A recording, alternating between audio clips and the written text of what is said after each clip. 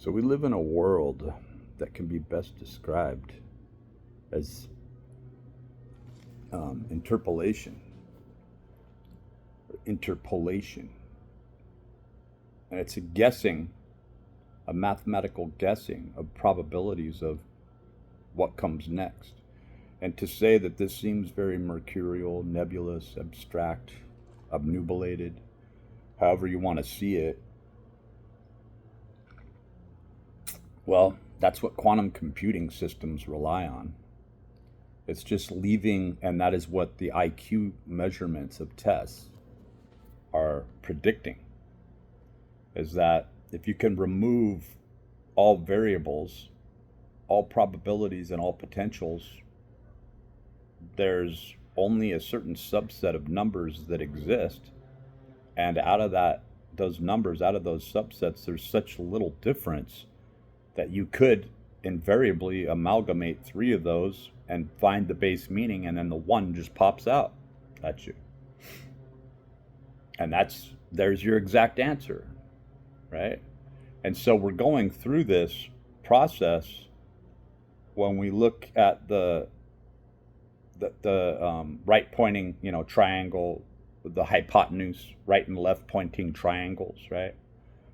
And you see how in chirality, as long as these positions are maintained, even though from their general jurisdiction, from their view, i.e., the hypotenuse, they each posit themselves as the same. But in reference to them viewing and looking upon one another, they can't be superimposed onto each other because they maintain their existence. And this is as profound as your hand in a mirror. It cannot be superimposed. But, right, if you were to imagine yourself in the place of, just basically, you're turning around, right? And that's where we get into trouble with the mirror image, is that my right hand, if I were to superimpose myself and go into the mirror, I am now holding up my right hand, and my mirror image is holding up my left. I am looking at the chiral opposite of myself when I look into a mirror.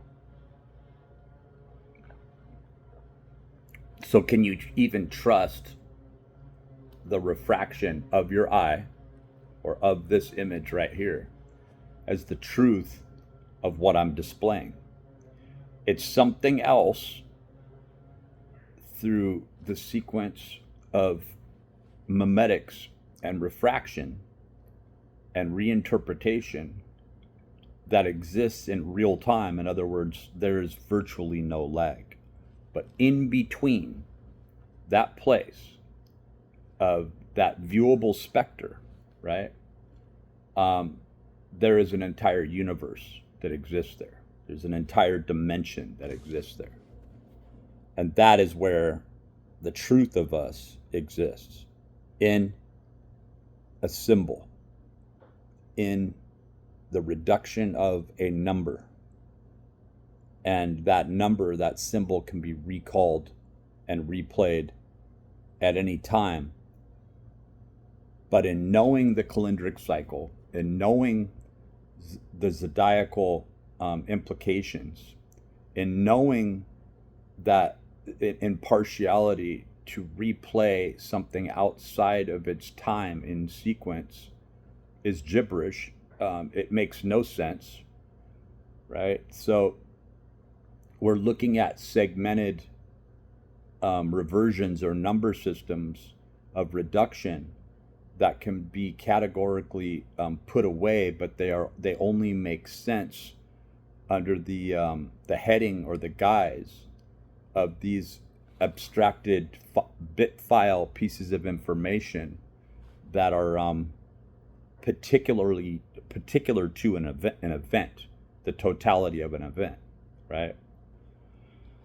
So this is, in essence, how these long graphs, hash graphs, and blockchains exist in parallel refraction to themselves. Through probability only are you an individual, right? But in the finality of that final reduction, you become what, from biblical antiquity, what is referred to as man's number is 666. It's 666, the beast, right? And you come back to this particularly, and I know this has been talked about, and it's banal to most people, yet you think about something so much, and then there's only so much data set information available, so it becomes banal, it becomes mundane and ridiculous to think about such things such as Tesla's 369, right? That in the inference of 369, you are seeing movement happen right there, but it is horizontally moving, right? It is moving right in front of you, right? Is that you have a reduction, 9, 6, 3, right? You have a succession, 3, 6, 9, and then you have the inevitable what's left, right? What's not seen, right? Equation that exists in the liminal, that is that crucial point, right? Am I taking away? Is it a multiplier? Am I adding to? And so you get into sacred geometry and you say, okay, well, what's the base number? It's 3. So I'm gonna make a triangle. And like Grey's Anatomy, if you start even perfectly, even if your level of artistic rendering is on its own level, you can see that it's still inert. You're still drawing something that's inert, right? But nothing is inert. In fact, we're going about a revolution and a procession right now, right? We're moving. And how are we moving? From what we understand, it's in this circular, spherical sort of way. So then you move through the time signature, time space in movement. You look at the 3, you look at the pyramid, or the triangle, rather, and you realize that you're looking at these degrees of movement on a clock.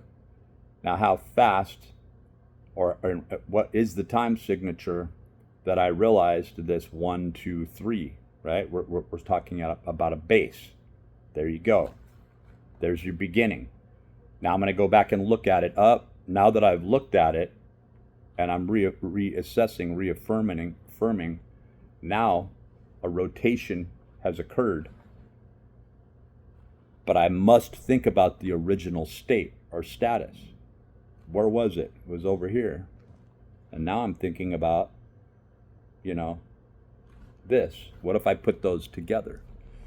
Right? And now that you have put those two forms together, yet another turn. Do I think of the original? Do I think of the original in time space movement through the rotation of where it is now, right? And even more so, as I went through this thought process and the time that it took to think that, a rotation occurred again. Do I think about that? Now, what if I put all these together? Now you have one unit of time. That is a sequence of time right there. You have, you don't necessarily have the past, present, and future, but you could break things down in such a way. But what you have is the rotation, the inference of a rotation of a number system that is reducible back into 3, that reaches its height at 9, and that, yes, you could go on and do maths that seems to Google infinitely go on from here, right?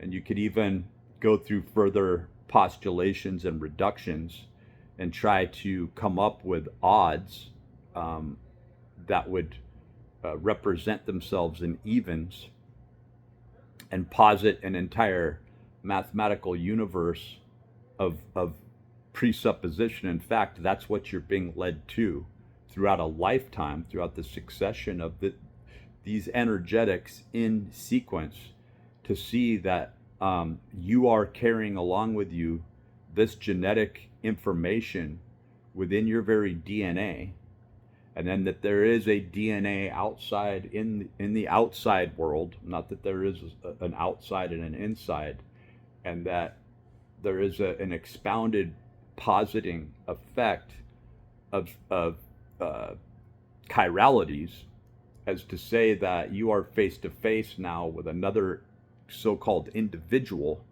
that is positing its reference, its outlook, its experience, its qualia as event noumena in the world, as a Weltanschauung, a worldview, right? But in this, all of these presuppositions are reducible back into the origin or the original state, right? Which is this primary or primer 3, right? So how do you go about extracting energy from this, right? And you have to identify what that tritary or tertiary aspect is within yourself.